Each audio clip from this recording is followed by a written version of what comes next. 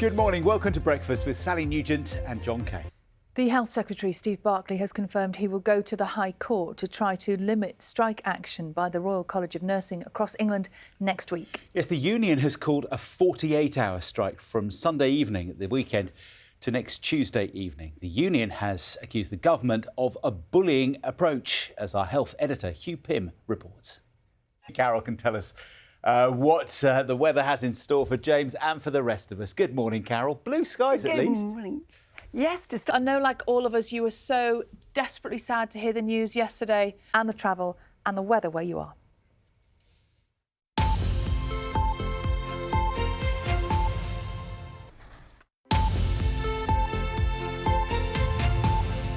Good morning, exactly 6:30. Breakfast today with Sally Nugent and John Kay. Very much indeed. Now, if you think it's just been pouring with rain for the last few weeks, it's not been raining enough, has it? The weather, shall we? Because Carol can tell us if there's any chance for Devon or further afield of any rain in the next couple of days. Good morning. Good morning. More details on that at the top of the hour at 7 o'clock. We'll have the headlines. But time now to get the news, the travel and weather from our breakfast teams around the UK. We'll see you in a second.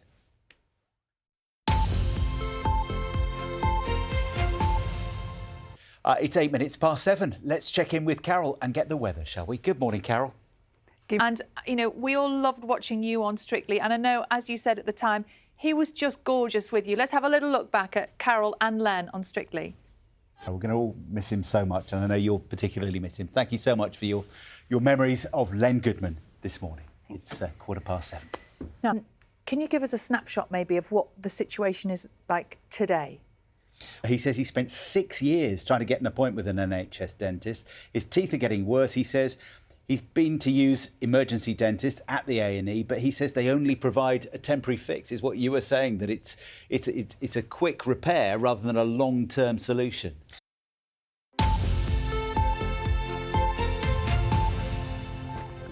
Good morning. Just after 7:30, you're watching Breakfast today with Sally Nugent and John Kay. Very much indeed. Speak again a bit later.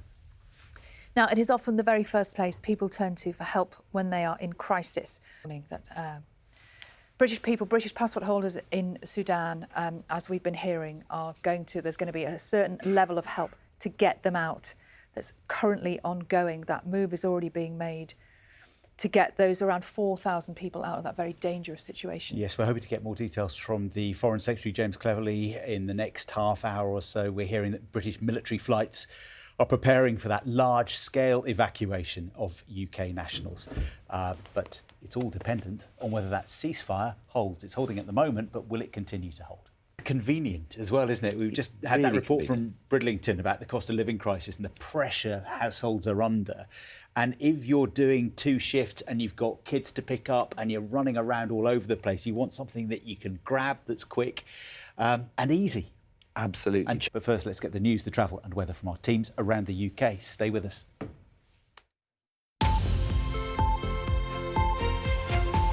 He said his NHS dentist left the practice, so he had to go private. But the wait meant that 2 molars, instead of being repaired, he had to pay for them to be removed completely. So again, every minute counts in a way, doesn't it? I think this is a story we might come back to. Yeah, but that is it from us today. We're back tomorrow morning from 6 o'clock.